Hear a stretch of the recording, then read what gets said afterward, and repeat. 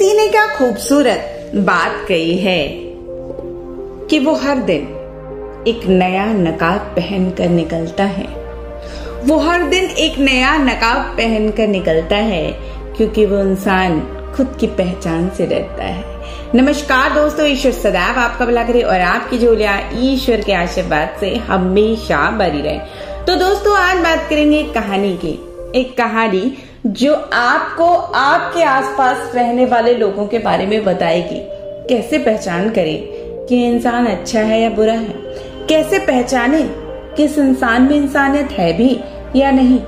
चलिए, एक बहुत पुरानी लेकिन एक ज्ञानवर्धक कहानी, आपको बहुत कुछ पता जाएगी।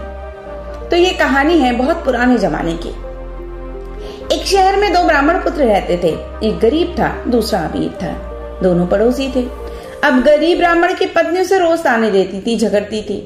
एक दिन एकादशी के दिन गरीब ब्राह्मण पुत्र घरेलू झगड़ों से तंग आकर जंगल की ओर चल पड़ा। ये सोचकर कि जंगल में कोई शेर या कोई मांसाहारी जीव उसे मारकर खा जाएगा, उस जीव का पेट भर जाएगा और मरने से तो रोजमर्रा की जो घरेलू झिकझिक है वो भी छूट जाएगी। जंगल में जाते ही एक बड़ी सी गुफा नजर आती है। वो गुफा में जाता है।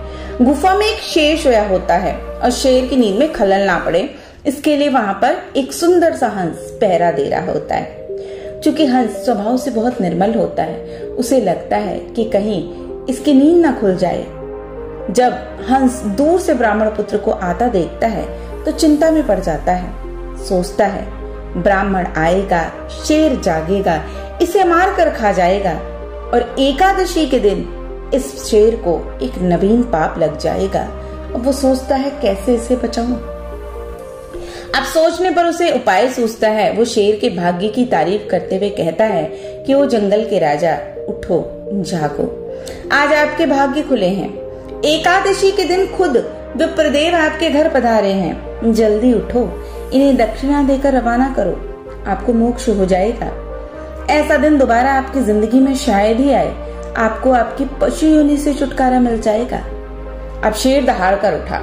हंस की बात उसे सही लगती है क्योंकि पूर्व में शिकार मनुष्यों के गहने तो ब्राह्मणों के पैरों में रख वहां पे लोग शीश नवाते हैं।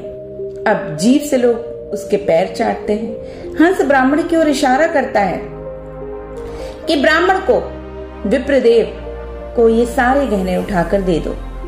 और वो विप्रदेव से कहता है कि ये सारे गहने उठाओ और जितनी जल्दी हो सके वापस अपने घर चले जाओ क्योंकि ये शेर है, पता नहीं कब इसका मन बदल जाए। ब्राह्मण बात समझकर घर लौट जाता है। उधर पड़ोसी अमीर ब्राह्मण की पत्नी को जब सारी बात पता चलती है तो वो भी अपने पति को जबरदस्ती अगली एकादशी को जंगल में उसी शेर की गुफा में भेज देती है। अब शेर का पहरेदार बदल जाता है। नया पहरेदार होता है कौआ। जिसे कौवे की प्रवृत्ति होती है वो सोचता है, बढ़िया है, ब्राह्मण आया है, शेर को जगाऊं, शेर की नींद में खलल पड़ेगा, गुस्साएगा, ब्राह्मण को मारेगा तो कुछ बचा कुचा मांस मेरे भी हाथ लग जाएगा, मेरा भी पेट भर जाएगा।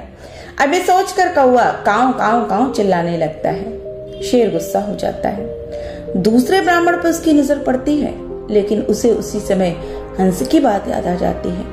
वो समझ जाता है कि कौवा क्यों काऊ काऊ कर रहा है और अपने पूर्व में हंस के कहने पर किए गए धर्म को वो खत्म नहीं करना चाहता क्योंकि वो चाहे कुछ भी हो, वो जंगल का राजा था। वो दहाड़ कर ब्राह्मण को कहता है, हंस उड़ सरोवर गए और अब काग भये प्रधान। अर्थात हंस जो अच्छी सोच वाले, अच्छी मनोवृत्ति वाले थे वो उड़ के सरोवर यानी तालाब को चले गए हैं और अब कौवा प्रधान पहरेदार है जो मुझे तुम्हें मारने के लिए उकसा रहा है। मेरी बुद्धि घूमे उससे पहले हे ब्राह्मण यहाँ से चले जाओ क्योंकि शेर किसी का भी जजमान नहीं हुआ होता है। वो तो हंस था जिसने मुझ शेर से भी पुण्य करवा दिया। इस पर दूसरा ब्राह्मण सारी बात समझ जाता है और डर के मारे तुरंत प्राण बचाकर अपनी घर की ओर भाग जाता है। तो दोस्तों, ये कहानी आज के परिप्रेक्ष्य में भी उतनी सटीक है। हंस और कौवा कोई और नहीं, हमारे चरित्र ही तो हैं। जब कोई व्यक्ति आपको ऐसा दिखाई दे जो किसी के दुख को देखकर दुखी होता है और उसके भले के बारे में सोचता है तो याद रखिए व्यक्ति हंस है। और जो व्यक्ति किसी को दुखी देखकर खुश होता है, सुख प्राप्त करता है, तो समझ जाइए वो व्यक्ति कौवा है। जो आपस में मिलजुल कर प्रेम से भाईचारे से रहना चाहते हैं, वो व्यक्ति हंस प्रवृत्ति के हैं। और जो झगड़कर एक दूसरे से मार खसोट कर या एक दूसरे की चीजों को पाने की प्रवृत्ति रखते हैं, वो कौवे की प्रवृत्ति के हैं। बस अपने आसपास के लोगों को इस प्रवृत्ति से पहचानना शुरू कर दीजिए, आपको खुद ब खुद इंसानों की पहचान हो जाएगी।